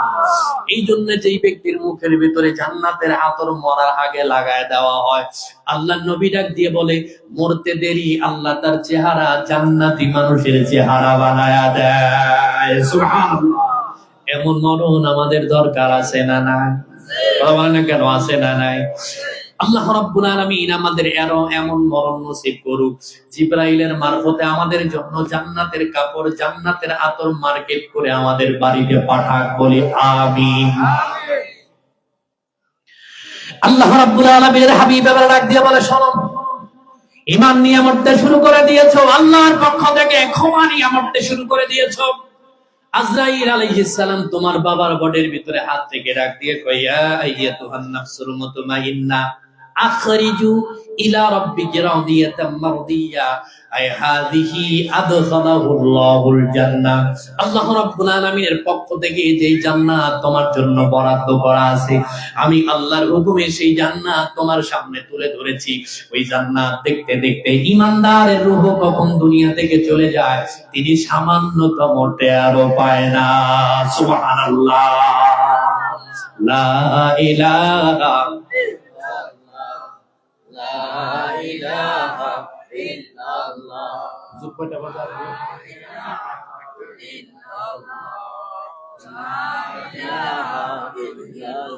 একটু মোহাব্বতে লা ইলাহা ইল্লাল্লাহ, লা ইলাহা ইল্লাল্লাহ মুহাম্মাদুর রাসূলুল্লাহ। জবান ছেড়ে দিয়ে সকলেই বলি সাল্লাল্লাহু, হয় নাই ভাই? জোরে বলি না, সাল্লাল্লাহু আলাইহি ওয়াসাল্লাম। মরার দুইটা কোয়ালিটি আছে। আল্লাহ সূরা নাজিআতের ভিতরে কয়, ওয়ান নাজিআতি গারকা ওয়ান্নাশিতাতি নাশতা। আলেম ওলামা যারা আছেন তারা বুঝবেন কর্পণ শব্দের অর্থ হলো ভিতরে প্রবেশ করনেওয়ালা ফেরেশতাদের দল। কোথায় প্রবেশ করনেওয়ালা? এটা কোন ভিতরে? ঘরের ভিতরে না। আল্লাহর নবী ডাক দিয়ে কয় রূহের ভিতরে প্রবেশ করনেওয়ালা ফেরেশতাদের। আল্লাহর হাবিব ডাক দিয়ে বলে যে ব্যক্তি আল্লাহর কাছ থেকে ক্ষমা না নিয়ে মরবে তার অবস্থাটা কেমন হবে? জাহান্নাম থেকে আজরাইল আলাইহিস সালাম 500 জাহান্নামীর ফেরেশতা নিয়ে তার বাড়ির ভিতরে হাজির হয়। অদরিবুহুম ফি ওজুহিহিম, তার বাড়িতে আসার পরে প্রথমে তার চেহারার উপরে আঘাত করে। যদিও চেহারা সুন্দর, কিন্তু আল্লাহর নবী ডাক দিয়ে বলে মরার পরে আল্লাহ তার চেহারা জাহান্নামী মানুষের চেহারা বানায়া দেয়। অদরিবুহুম ফি ওজুহিহিম, তার চেহারার উপরে বারবার আঘাত করা হয়। আল্লাহর হাবিব বলেছেন আজরাইল আলাইহিস সালামকে দেখার পরে বেঈমানের রূহটা তার বডির 80 জায়গার ভিতরে পলায়। কত জায়গা? 80 জায়গার ভিতরে পলায়। আর বেঈমানের মৃত্যুর যন্ত্রণা শুরু হয় বাম পায়ের বৃদ্ধাঙ্গুলি থেকে। দেখবেন মরার সময় রূহ যখন হাতের কাছে আছে হাতের শক্তি বেশি হয়, পায়ের কাছে যাওয়ার পরে পায়ের শক্তি বেশি হয়। এমন অবস্থা হয় কিছু মানুষ মরে যাওয়ার সময় পেশাব পায়খানা পর্যন্ত করে দেয়। তাই কি দেয় না? আল্লাহর হাবিব ডাক দিয়ে বলে বেঈমানের মৃত্যুর যন্ত্রণা শুরু হবে বাম পায়ের বৃদ্ধাঙ্গুলি থেকে। আজরাইল আলাইহিস সালাম তার কাছে আসবে, তার ডান হাতটা সজোরে তার বডির ভিতরে ঢুকায়া দেয়। কর্পণ শব্দের অর্থ হলো ভিতরে প্রবেশ করনেওয়ালা ফেরেশতাদের দল। এইটা আবার কেমন হয়? আপনারা বিলের ভিতরে শাপলা ফুলের গাছ দেখেছেন নিশ্চয়ই, দেখেন নাই? মুফাসসিরিন কেরামগণ ডাক দিয়ে বলে শোনো, এই পৃথিবীর ভিতরে কোন সন্তান যদি একেবারে বিলের থেকে শাপলা ফুলের গাছটা গোড়া সহ উপড়াতে চায় তাহলে তাকে আগে পানির নিচে ডুব দিতে হবে, ঠিক না? এরপরে নিচের থেকে গোড়া সহ মাটি সহ খামসা দিয়ে তুলতে হবে। বলেন তো যখন টান দেবে ওই গোড়া সহ মাটি সহ যখন টান দিবে লতা পাতা শিকড় বাকড় ছিন্ন ভিন্ন হওয়ার সম্ভাবনা আছে না? না। আল্লাহর নবী বলছেন বেঈমান যখন মারা যাবে তার বডিতে আজরাইল আলাইহিস সালাম সজোরে হাত ঢুকায়। আমার গোটা বডির ভিতরে শিরা উপশিরা রগ আছে না নাই? সমস্ত রগগুলি আজরাইল আলাইহিস সালাম তার হাতের ভিতরে মুষ্টিবদ্ধ করে নেবে। দুনিয়াতে যদি একটা রগ আর একটা রগের উপরে উঠে, কুমিল্লাতে কাজ হয় না ঢাকাতে চলে যাও, ঢাকায় কাজ হয় না ইন্ডিয়াতে চলে যাও। কিন্তু আল্লাহর নবী ডাক দিয়ে কয় বেঈমান মরে যাওয়ার সময় আজরাইল আলাইহিস সালাম তার বডির ভিতরে সজোরে হাত ঢুকায় দিয়া এমন জোরে হেঁচকা টান দেবে পায়ের যত রগ আছে শিরা আছে সব পটপট করে ছিন্ন ভিন্ন হয়ে যায়। এই পায়ের এক একটা লাঠির ওজন কয়েক মণ ওজন ছিল। এই পা দ্বারা নিরপরাধ নিরীহ মানুষের উপরে জুলুম নির্যাতন করেছ। আল্লাহ রাব্বুল আলামিন তিনি ডাক দিয়া বলে শোনো আজরাইল আলাইহিস সালাম যেদিন ধরে টান দেবে, ও বন্ধু আল্লাহ ডাক দিয়ে কয় ইন্না বাতশা রাব্বিকা লাশাদীদ, আমার আল্লাহর হাতের থেকে ছাড়া পাওয়ার মতো কোন শক্তি পৃথিবীর কোন মানুষের কথা কেন আছে? বলে আব্দুর রহমান আব্দুল্লাহর অবস্থাটা কেমন? মূর্ষ ব্যক্তিকে দেখতে যায়, আমরা ডাক দিয়ে বলি কোমর থেকে নিচ পর্যন্ত গেছে, এরকম বলি কি বলি না? তার মানে পায়ের যত রগ আছে সব ছিন্ন ভিন্ন হয়ে গেছে। বাবার পা দুইটা ছড়ানো ছিল, পা দুইটা একত্রিত করবে এই ক্ষমতার বাবার না। আল্লাহর হাবিব এবার ডাক দিয়ে বলে তোমরা শোনো, আজরাইল আলাইহিস সালাম দ্বিতীয় টান যখন দেবে তার হাতের ভেতরে যত রগ আছে সব ছিন্ন ভিন্ন হবে।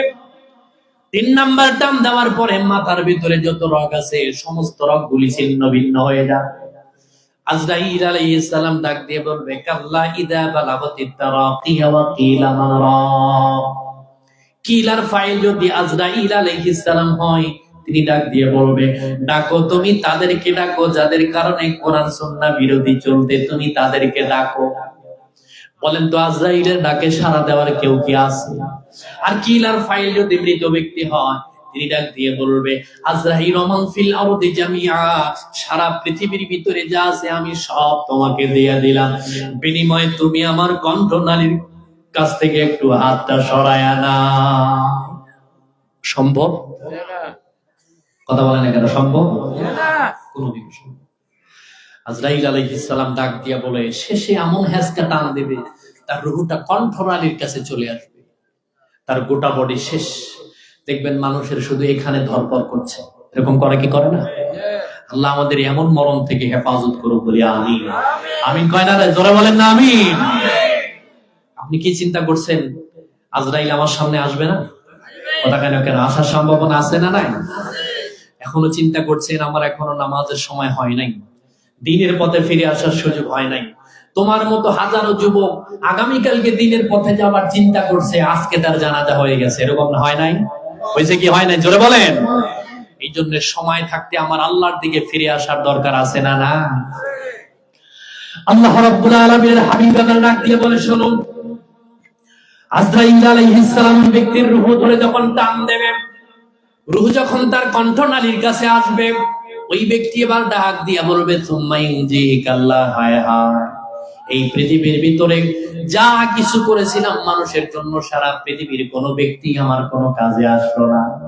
আল্লাহর নবী ডাক দিয়া কয়, ওই ব্যক্তি বেঈমান অবস্থায় মারা যাবে, তার চেহারা যদিও সুন্দর, মরার পরে আল্লাহ তার চেহারা জাহান্নামী মানুষের চেহারা বানায়া দেয়। নাউযুবিল্লাহ, জোরে বলেন।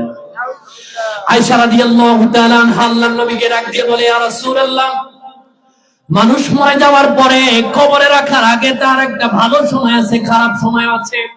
এই ছেলে, তাহলে বসা নালে চলে যাও, তাড়াতাড়ি করো, তাহলে বসা নালে চলে যাও, দুটো রাখবে। আবার দাঁড়াইছে, এটা মানুষ ছিল না, আবার বসে না, বসো তুমি এখানে। ও কি করতেছে আমি না দেখতেছি, আপনি তো দেখেন।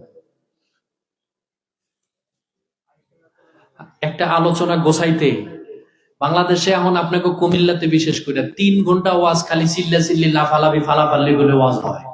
কথা মানে কেন আছে না নাই? নিজের নামের তারকিব তাহকিক করতে পারে না, নামের আগে মুফতি লাগায়, আছে না নাই? এরকম কথা মানে কেন নাই? এই জন্য কথা বলতে গেলে এখন পড়াশোনা করে এসে কথা বলা লাগে। এদিক সেদিক গেলে তো কথা বলা যাবে, কোনো সমস্যা নেই, কিন্তু একটা সাবজেক্ট ওয়াইজ কথা বলতে গেলে চিন্তা ভাবনা করে করার দরকার আছে না নাই? হযরত আয়েশা রাদিয়াল্লাহু তাআলা আনহা আল্লাহর নবীকে জিজ্ঞেস করে, ইয়া রাসূলুল্লাহ, মানুষ মরে যাওয়ার পরে কবরে রাখার আগে একটা সময় আছে না নাই? আছে। এই সময় মানুষের ভালো সময় কোনটা আর খারাপ সময় কোনটা, আপনি আমাকে বলুন। আল্লাহর হাবিব ডাক দিয়ে বলে, আয়েশা রে, পৃথিবীর কোন বাবা মারা যাওয়ার পরে ওই বাবার গায়ের থেকে যখন জামা কাপড় খুলে নিয়ে যায়, দেখবেন আমরা সন্তানরা এমন নেমো খারাপ, বাবা যেই খাটের উপরে মরে গেছে, মরে যাওয়ার সাথে সাথে বাবাকে একেবারে উলঙ্গ করে মাটির উপরে, ফ্লোরের উপরে শোয়াই দেই, শুধুমাত্র উপরে পাতলা একটা চাদর দিয়ে শোয়াই দেই, তাই না? কিন্তু আল্লাহর নবী ডাক দিয়ে বলে, শোনো, তুমি তোমার বাবার গায়ের থেকে যখন জামা কাপড় খোলো, ওই ব্যক্তি আত্মজোরে আত্মচিৎকার মেরে ডাক দিয়া বলে, ও আমার সন্তান, ও আমার বিবি, আমার গায়ের কাপড় ময়লা হয় নাই, এত তাড়াতাড়ি কেন তুই আমার গায়ের থেকে জামা কাপড় গুলি খুলিস? এই আওরাল বাজারে আর কোনোদিন তোর বাবাকে দেখবি না, তোর বাবার জন্য কোনোদিন শীতের দিনে গরম পানি করতে হবে না, আমাকে একটু সময় থাকতে দে, এত তাড়াতাড়ি আমার গায়ের থেকে জামা কাপড় খুলে নিয়ে যাস। আল্লাহর নবী ডাক দিয়ে কয়, বাবার গায়ের থেকে যখন জামা কাপড় খুলে নিয়ে যায়, ওই ব্যক্তি বুঝতে পারে এই পৃথিবীতে তার আর থাকার মতো কোনো অপশন নাই। আপনাদের দেশে আছে কিনা জানি না, দেখবেন বাবা মারা গেছে খাটের উপরে, মরে যাবার সাথে সাথে বাবাকে খাটের থেকে নিচে নামায় দেয়। কথা বলে কেন দেয়? কি দেয় না? কোন হাদিসে পেয়েছেন? কে আপনাকে এই কথা বলবো? বাবা যদি জান্নাতি মানুষ হয়, নিচে নামাতে আপনি পারবেন কখন? নবীজি কি বলে আগে শোনেন। আল্লাহর হাবিবকে বলা হলো, ইয়া রাসূলুল্লাহ, বাবা তো মরেই গেছে, তাকে নিচে রাখলে কি আর খাটের উপরে রাখলে কি? অথচ যেই খাটে মারা গেছে এই খাটটা বাবার টাকায় কেনা খাট, যেই ঘরের ভেতরে মারা গেছে ওই ঘরটা বাবার টাকায় কেনা ঘর, ঠিক না? আল্লাহর নবী ডাক দিয়ে কয়, শোন না, ওয়াতাওয়াল্লা আনহু আসহাবুহু ওয়ান্নাকার আন আলিহিম, তুমি তোমার বাবাকে খাটের থেকে নিচে নামায় যখন দাও, ওই প্রচন্ড ঠান্ডার ভেতরে তোমার বাবাকে যখন শোয়ায় দিয়া তুমি জুতা পাই দিয়া বাবার চতুর্পাশ দিয়া হাঁটো, ওই জুতার আওয়াজ পর্যন্ত তোমার মৃত বাবা শুনতে পায়। এই জন্য বাবাকে এত তাড়াতাড়ি খালি ফ্লোরের উপরে, মাটির উপরে শোয়া দিয়েন না। আল্লাহর হাবিব ডাক দিয়ে আমার আয়েশার বৃদ্ধ মহিলার গায়ের থেকে, তার হাতের থেকে চুড়ি, তার কানের দুল, নাকের ফুল যখন খুলে নিয়ে যায়, ওই মহিলা বুঝতে পারে এই বাড়িতে আর তার থাকার জায়গা হবে না। ও বন্ধু, আমার আপনার এমন দিন আসবে, এটা স্বাভাবিক নয়। প্রত্যেকটা মানুষের সামনে এমন দিন আসবে। বাজার করতে গিয়েছেন, সুন্দর জামা কাপড় করে পরিপাটি করে বাজারে গিয়েছেন, ওই বাজার নিয়ে ফেরত আসবেন এরকম কোন ক্ষমতা আমার নাই। কথা বলেন, আসেনি? এমন হতে পারে এমন জায়গায় মরে যাব, কাফনের কাপড় আমার আপনার নসিবের নাও জুটতে পারে। ঠিক কিনা? জোরে কর। 2022 সালে আমরা দেখেছি ঢাকার সদরঘাট থেকে বরগুনার উদ্দেশ্যে একটা লঞ্চ রওনা করেছিল, মনে আছে আপনাদের? ও বন্ধু, কিনার থেকে মাত্র 20-30 ফিট দূরত্বে আগুন লাগায় গেছিল। ও বন্ধু, যে পানি দিয়ে আগুন নিভায়, ওই পানির ভিতরে আগুন লাগানোর ক্ষমতা আমার আল্লাহর আছে না নাই? আছে। হয়তো ওই লঞ্চের ভেতরে ওঠার সময় নিজের বাবা তার সন্তানকে ফোন দিয়ে বলেছিল, সন্তান সকালবেলা ঘাটে আসবা, বাপ বেটা একসাথে বাড়ির দিকে যাবো। স্বামী তার স্ত্রীকে ফোন করেছিল 3 মাস পরে তোমার সাথে সাক্ষাৎ। ভাই তার ছোট্ট বোনকে ভিডিও ফোনে দেখিয়েছিল, তোমার জন্য আমি খেলনা নিয়ে এসেছি, একসাথে দেখা হোক। ও বন্ধু, এমন ভাবে মারা গেছে, 50 জনের বেশি মানুষ মারা গেছে। তার ভিতরে 20 জনের জানাজার নামাজ পড়েছেন পরিচয়বিহীন, তাদের কোনো পরিচয় শনাক্ত করা যায় নাই। 60 থেকে 70 কেজি বডির ওজন ছিল, কিন্তু এমন ভাবে পুড়ে গেছে, পড়তে পড়তে মাত্র 1.5 থেকে 2 কেজি ওজন হয়ে গেছে। নিজের বাবা ছেলের জানাজার নামাজ পড়েছেন, নিজের স্ত্রী নিজের মেয়ের জানাজা পড়িয়েছেন, কিন্তু কোনটা ছেলের লাশ, কোনটা বিবির লাশ, কোনটা মায়ের লাশ শনাক্ত করা যায় নাই। ও বন্ধু, আপনি হয়তো চিন্তা করছেন আগামীকাল থেকে, আগামী সপ্তাহ থেকে, আগামী মাস থেকে, আগামী বছর থেকে ভালো হব। আজকে আমার আল্লাহ আমাকে কুমিল্লার চান্দিনা থেকে কোনো একটা ভালো বাড়িতে ঢুকায়া, ঢাকার চকবাজারের মতো কোনো এক বিল্ডিং এর ভিতরে ঢুকাইয়া আগুন লাগায়া মারার ক্ষমতা আমার আল্লাহর আছে না নাই? আছে। তাই ওই সময় আসার আগে আগে আল্লাহর কাছে মাপ নেওয়ারও দরকার আছে না নাই? আছে। আল্লাহ রাব্বুল আলামিন ডাক দিয়ে বলে, বান্দারে তোমার বাবা মরে যাওয়ার পরে তুমি সন্তান হিসাবে তোমার দায়িত্ব এবং কর্তব্য হলো তোমার বাবার গোসলটা নিজের হাতে তুমি দাও। বাবার শেষ গোসলটা তুমি তোমার নিজের হাতে দাও। ও বন্ধু, আল্লাহর নবী ডাক দিয়ে কয়, বাবার ডান হাত ধোয়ার সময় দোয়া আছে, বাম হাত ধোয়ার সময় দোয়া আছে, মুখমণ্ডল ধোয়ার সময় দোয়া আছে। আপনাদের এলাকায় আছে কিনা জানি না, মানুষ মরে যাওয়ার পরে হালকা কুসুম গরম পানি দিয়ে আমাদের এলাকায় গোসল করায়। তার ভেতরে কয়েকটা বড়ই পাতা দেয় কি দেয় না? কি কারণে দেন? পৃথিবীতে এত পাতা থাকতে বড়ই পাতা দেওয়ার দরকারটা কি? যিনি গোসল দেন, আমার পাশেই যে উতু-বসা ভাইকে বলি, শোনেন, মানুষ মরে যাওয়ার পরে দেখবেন নাকের ভিতরে, কানের ভিতরে এত বড় করে কাপড় তার কানে ঢুকায় দেয়, তাই না? কি কারণে দেন? যাতে ভিতরে পানি প্রবেশ না করে। কিন্তু আল্লাহর নবী কি নিষেধ করেছেন শুনে নেন। এখানে যারা আলেম ওলামা আছেন, একটা ফতোয়া দেন তো, মানুষ মরার পরে কানে কাপড় ঢুকায় দিতে হবে এরকম কোন মাসালা নাই। আল্লাহর হাবিবের হাদিস হলো, পৃথিবীর মানুষ তোমরা শোনো, তোমার বাবা মরে যাওয়ার পরে তুমি প্রথম গোসল দেবে সন্তান হিসাবে, তোমার দায়িত্ব হলো বাবার গোসল দেওয়া। আর তোমার বাবা মরে যাওয়ার পরে হালকা কুসুম গরম পানির ভিতরে কয়েকটা বড়ই পাতা ছিটিয়ে দাও। বলে কেন? অক্সফোর্ড বিশ্ববিদ্যালয় মেডিকেল সায়েন্সের কয়েকজন ডাক্তার আল্লাহর নবীর এই হাদিসকে চিন্তা ভাবনা গবেষণা করলেন। তারা বলল, হালকা কুসুম গরম পানির ভিতরে যখন বড়ই পাতা ছেড়ে দেওয়া হয়, ওই ডাক্তাররা ডাক দিয়ে বলেছে, আজ থেকে 1500 বছর পরে এই কথা বলেছেন, ওই হালকা কুসুম গরম পানিতে যখন বড়ই পাতা ছেড়ে দেওয়া হয়, এটা কোনো পানি থাকে না, এটা ব্যথানাশক ওষুধে পরিণত হয়ে যায়। কিন্তু আমার প্রশ্ন হলো, মরা মানুষের ব্যথার ওষুধের দরকার কি? ঠিক না? মানুষ তো মরে গেছে, আবার তার ব্যথার ওষুধের দরকার। আল্লাহর হাবিব ডাক দিয়ে বলে, আমার সন্তান, তুমি যখন তোমার বাবার গোসল দাও, তোমার বাবা আত্মচিৎকার মেরে ডাক দিয়ে বলে, আমার সন্তান, আমার বডির ভিতরে এত জোরে জোরে ডলা দিস না। আজরাইল আলাইহিস সালাম আমার বডিটাকে ক্ষত বিক্ষত করে দিয়ে গেছে, আমার বডির ভিতরে হালকা করে ডলা দে, এত জোরে জোরে ডলা দিস না। বড়ই পাতার গরম চলে শোয়াইয়া মশারির তলে, আতর গোলাপ চন্দন মেখে দে সাজনি তোরা, সাজিয়ে গুছিয়ে দে মোরে।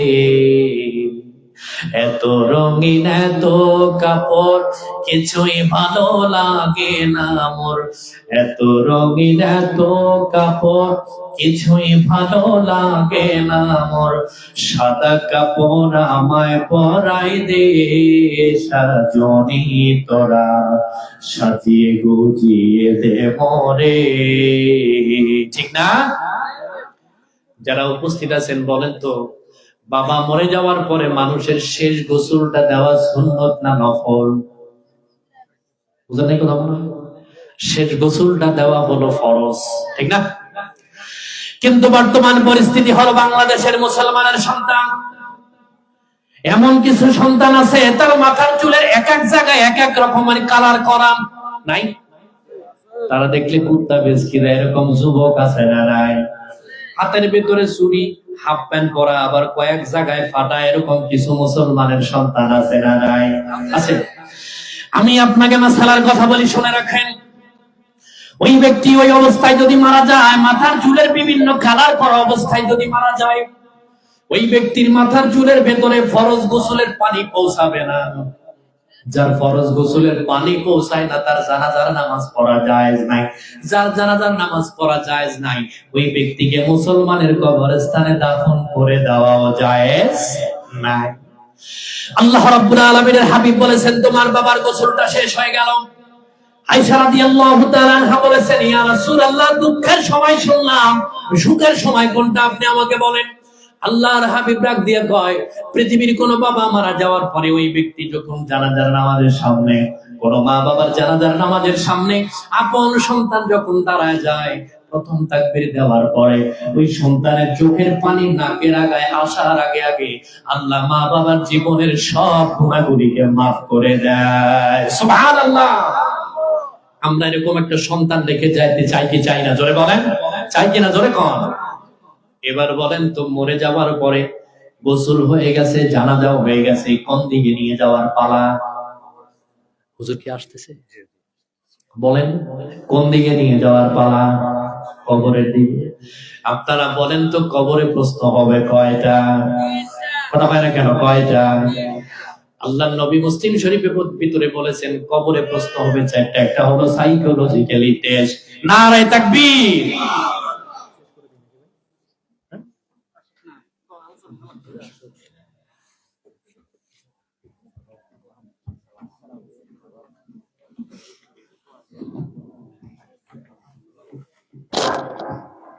নারে তাকবীর, নারে তাকবীর। সাহেব কেবলার আগমন, শুভেচ্ছার স্বাগতম। আওরালবাসীর পক্ষ থেকে লাল গোলাপ শুভেচ্ছা। নারে তাকবীর। হুজুর এখানে চলে এসেছেন, ম্যানেজিং কমিটির বলছে হুজুর জি জি জি হুজুর বসে আছেন, আমার কথা বলাটা বেয়াদবি। তারপরে ওনাদের বংশ সিলসিলা আমাদের রংপুরে, কেরামত আলী জনপুরি রহমতুল্লাহ আলাই, উনি আমাদের রংপুরের মানুষ, তার মাজার রয়েছে রংপুরে। এবং আমাদের যে কেন্দ্রীয় ঈদগাহ মাঠ আছে ওটা কেরামতিয়া ঈদগাহ ময়দান। কেরামত আলী জনপুরি রহমতুল্লাহ আলাইহির বংশ পরম্পরায় তারা এখন পর্যন্ত ঈদের নামাজ পড়ায়। আলহামদুলিল্লাহ বলি না?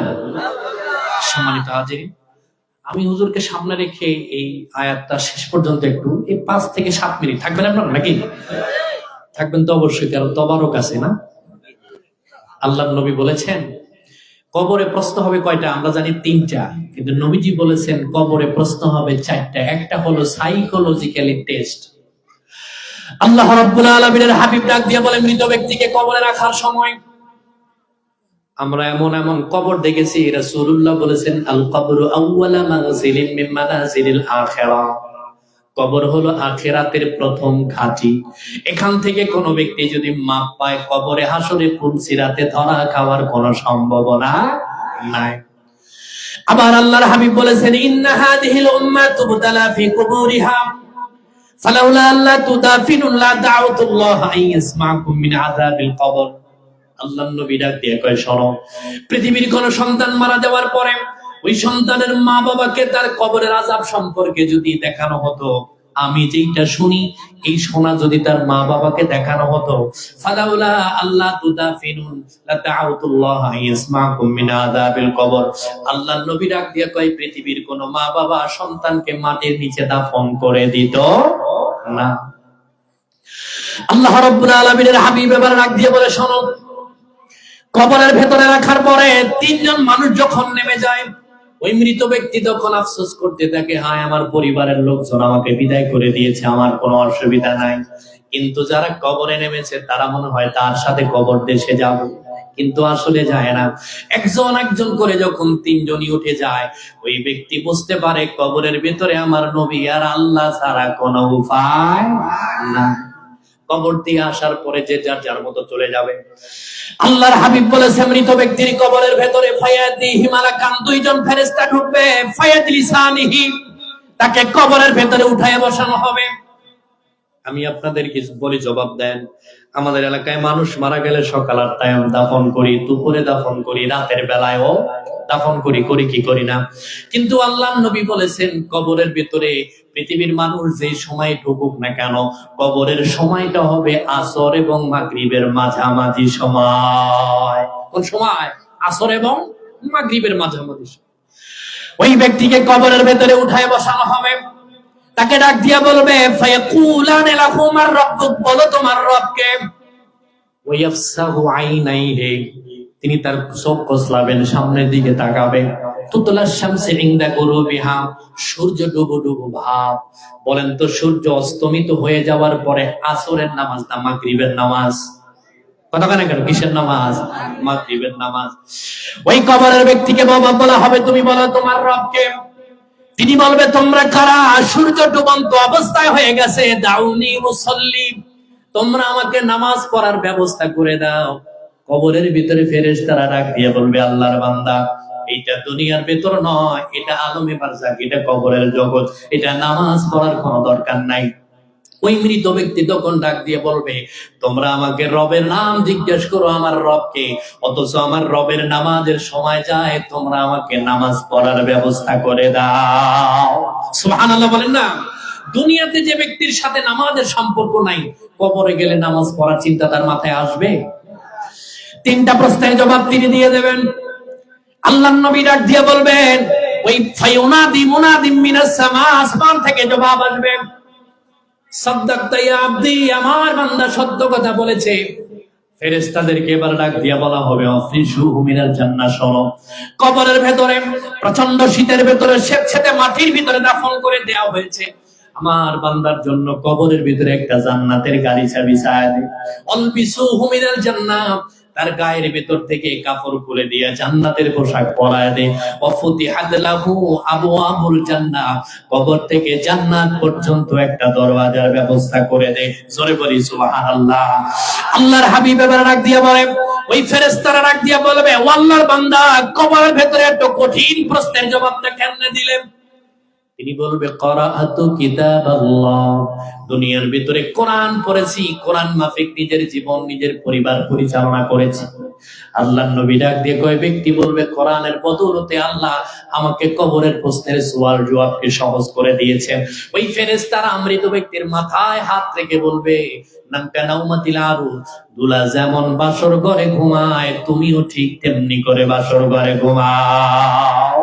সুবহানাল্লাহ বলেন না? আমরা এরকম মরণ চাই, জোরে বলেন, চাই কি চাই না? সম্মানিত হাজিরিন, যিনি বসে আছেন ওনাদের সামনে কথা বলা আমাদের বেয়াদবি।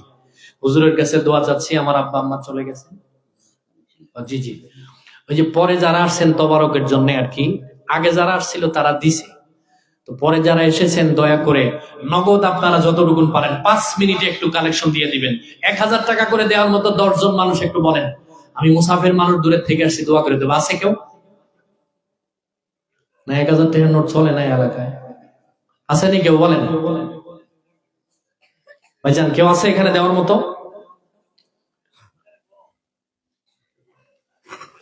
1000 টাকা করে কেউ নাই দেওয়ার মতো?